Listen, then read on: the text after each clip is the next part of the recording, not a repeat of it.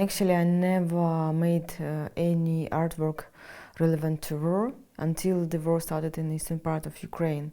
And now it looks like that I'm more and more is talking about conflict, which is still going on in Ukraine. So before the war was not in Ukraine, I was busy with gender, consumer culture, and other things. And now, when I see a shop window, you know what I think?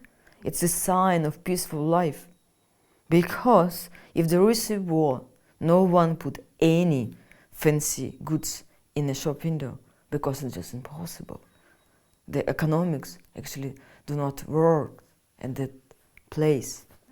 So I'm describing this war in 21st century, how it is, because if to talk what we do know about wars, even about Second War or First War, when I really have communication with my mom, it's interesting because we break all our, I can't say imagination, everything what we knew it about war. Because if you just start to read books about war, it's mostly, these people took this, other people took another, this army did this, but never about how life was around the war, what people did. Did they have sex, or did they have marriage, or what they really did around of all these arms around and the soldiers and front line. It's for me very, very interesting if you talk about, for instance, how my mom actually knew it about the war. She grew up in Soviet Union, and again about the First War and then the Second War.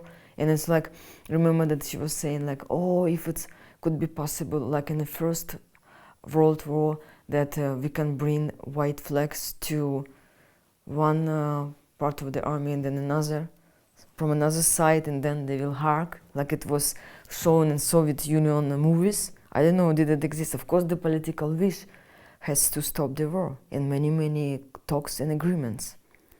And if to talk about Ukraine, I must say that this Minsk agreement, they are not going to be really good document which can regulate the war, because I must say that it's not really clear for the people who are in the war zone.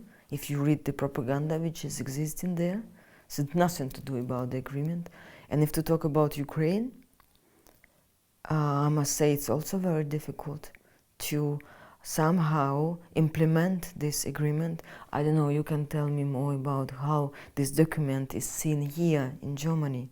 So I must say this is not really promising document in order to finish this war. Actually, right now I'm writing and drawing images which is relevant to physics, about stable and unstable systems, which is actually so much about how humans should care about the system in which they do live. Somehow help people to understand what is system when it's stable, when it's unstable. When the system has many, many contradictions inside, it's a very good system. And it means if we consider democratic systems as of course fragile, but still with many, many contradictions, which can correct or self-correct the system, so this system is very stable. But dictatorship and totalitarian regimes, they are very unstable because it's less contradictions. It's like any disturbance from outside and then the system will fall.